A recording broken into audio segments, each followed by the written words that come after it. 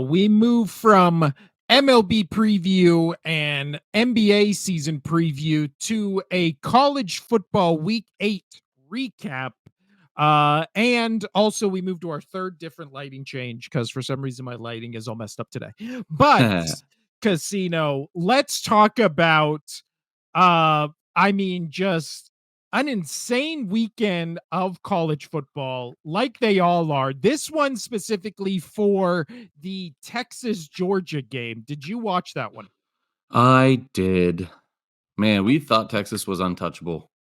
I really did. I thought they would be undefeated going into um the playoffs, but that was not the case because Georgia ended up winning that game. I hate this mouse. Okay, they end up winning the game 30-15. Now Georgia, after this game, ranked number 2 in the nation. Texas falls all the way down to number 5, which I think is a separate discussion.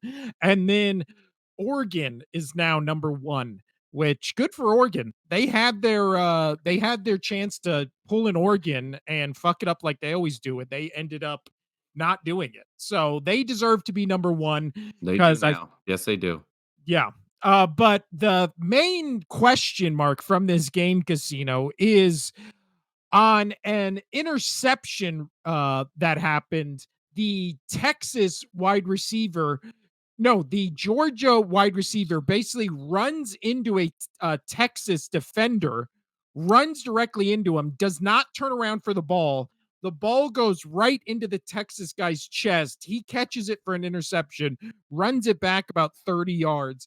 And then there is a flag for pass interference on the Texas Longhorn. Yeah. So then what proceeds to happen is the game is stopped because now obviously this is not a challengeable play, right? So because it's a penalty. But what proceeds to happen is the fans in Texas decide to throw water bottles, their garbage, basically everything on the field. And this wasn't like one or two people. This was like hundreds of people throwing their shit on the field. The coach for Texas is like running on the field being like, you guys got to stop. Like the game gets stopped for I think minimum 10 minutes so they can clean everything off the field. But what happens is the call then gets reversed after the 10-minute stoppage and the interception stands, no penalty. So the question, Casino, is this a dangerous precedent or a good potential precedent for, just football in general? Dangerous. I don't understand how this could be good in any what measure, like fans dictating the outcome of a call. Like that should not matter. It's never mattered. I mean, the players on the field have dictated calls before. We see that in the NFL constantly. I will say it, Brady, you got Mahomes, all these greats that they are held to a different standard. I mean, hell, NBA, you have LeBron. Anytime somebody's like that's a superstar, just goes, "Oh, why didn't that happen?" They get their call, but Yeah, fans should not be dictating the game. Like they they don't put stuff on the video board for a reason. It's that's for true. stuff like this. Yeah. Because that this is to me very dangerous that this was allowed and this got you know changed, and I don't like it. Even coming from a fan where I have thought in times where I'm like, that was total bullshit. That was total bullshit. That was total bullshit. Um, I will throw a little bit of a devil's advocate here, which I'll talk a little bit more in Casino's Corner. Um, I the refs in all sports dictating outcomes and changing things has to stop. So with the fans being able to get that change on that call, we're okay. But that's a positive in a sense, but, that's still something that shouldn't have to happen. The refs should be able to dictate the game fairly and properly, but it's starting to get so muddled across the board. Normally, it was just a couple sports here and there, but now it's almost every sport, every gender, every league, and I still think that it's dangerous that the fans we're able to do this because that just sets up a whole nother fucking Pandora's box that's going to get opened Yeah. outside of the one that's already opened with the poor officiating around every sport. So Yeah. So this happened in the third quarter. There was 2 minutes 40 seconds left. The score was 23-8, and I think in the moment it was a bad call. Now, again, we were rooting on this podcast for Texas to just kind of go undefeated, or at least I know I was. yeah, But I wanted Texas to be like the clear favorite, yeah. And so this might be even though biased. you and I can't stand Texas teams. Yeah, but Let's for put that some on the reason, docket. but again, I feel like it's easier with college teams because again, they're kids, like it feels different, right? It feels like I never liked Alabama, but it's hard for me to be like I hate Alabama because again, it's different people every 4 years. Like, get what I'm saying? Like, it's kind of, I don't know. It's weird to me when you're like, I hate this college team. And it's like, you're I just do talking about hate a that bunch of college team. you're just talking about a bunch of drunk, like, 19-year-olds, No, I don't like, care about living the their 19. I dream. don't care about the players. Yeah, The it's the brand. it's the brand of Roll Yeah. Tide. Like, oh, I want anytime somebody says that, I want to punch him in the face. My coworker, every time, like, I just randomly, like, we'll be pouring beer, and then he's just like, somebody will say Bama, or he hears Bama, like, and he's a Huskies fan. He's a Washington Huskies fan, and anytime that, like, we hear the word Alabama, he'll just like subtly just go Roll Tide, Roll Tide. And to enough to where people are like, "Oh, are you I'm sorry if you're a Bama fan. I apologize if," like, being really nice about it. Like, "I apologize for, slandering, your team and your state and whatnot." He's like, "No, I don't give a shit at Alabama. Roll Tide." Just Roll Tide. It is fun to say. It is fun to say. But yeah, so this season we were definitely rooting for Texas. So again, my biases may be in full swing here, but I do think when you watch the play over, the Texas wide receiver clearly initiates the contact, which you would think, if the sport was fair, would be the reason that it would be offensive pass interference, because again, it's past 5 yards. They're not hand fighting. It's not like trying to fight for position on the ball. And also, the Georgia wide receiver never looks at the ball and only sees the ball when it's then in the Texas defender's hands. So, again, the call was wrong. So I will say that, but I completely agree with you, and I completely agree with Steve Sarkisian and Matthew McConaughey, who both after the game All like right, all ripped. right, all right. They ripped into the Texas fans, being like that was classless and stuff like that. Which again, it's just a bunch of drunk Did kids. Matthew McConaughey do that interview on his way home in his Lincoln? He did. He did it on his way to become a lawyer. So Lincoln lawyer in his Lincoln. And you know what? He also was quoted at the press conference as saying, "These kids, you know what I love about them? They they, they Because stay the same age." yeah, But we yeah, keep getting older, but they staying the same, but they stay the same age. Days and it's Confused reference, fantastic. thank you so much. I butchered it, but No, you cleaned it up for me. it's so Uh, good. but yeah, You so wanna know the thing I like about high school chicks? Is we keep getting older and they stay the same age. also did win this score. So When the silly. score was 23-8, did I do an in-play bet for Texas to come back and win? Oh, Yes, why I not? did. Yeah. Well, you've Yes. already won on one of those already, so And I for sure, after at halftime, I was like, they're gonna come back.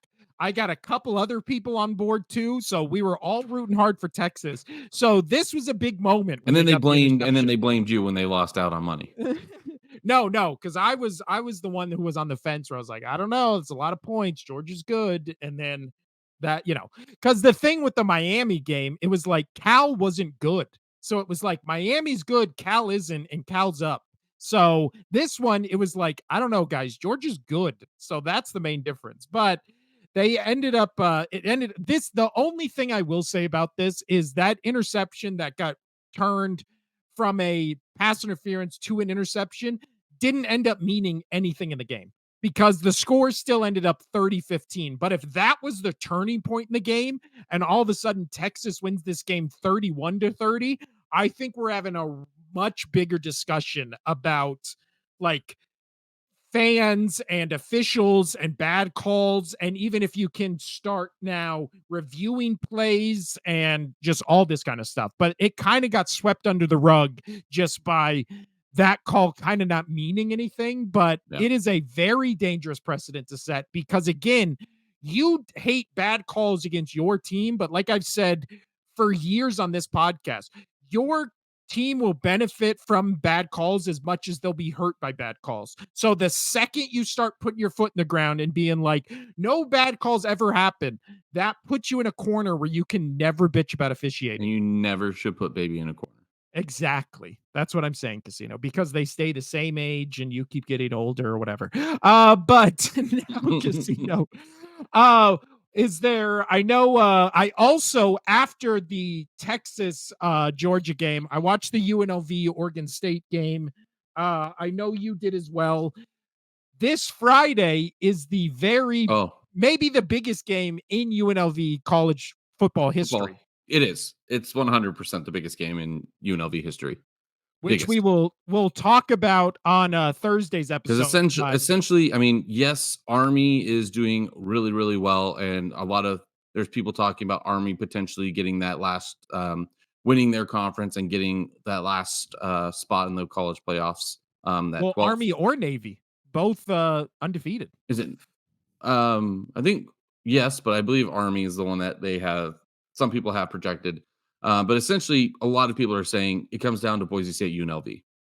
Yeah. Um, and with what they have done, I mean, that was a good road win for UNLV because it was actually against a team with a winning record because Kansas and Houston are only combined for 4 for 10, no 4 and 10, 4 wins, 10 losses collectively, which is not good to help their entry into it. But yeah, no, it's gonna be a fun one.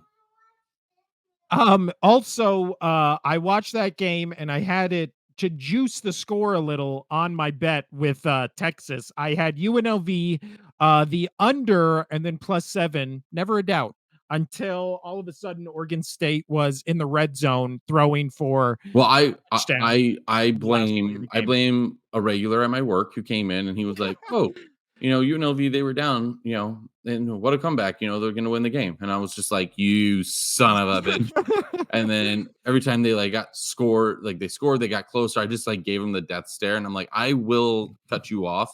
Like your wife can stay and drink, but I'm serious. You are done drinking for the night. Like I'm done. And he Yeah. was like, "Really, man?" I was like, "Yeah, no, like really." And it's funny. The best part about it is though, she was like, she's like slaps, and she's like, "You know better. You've known him for 4 years, and you know how he is with sports.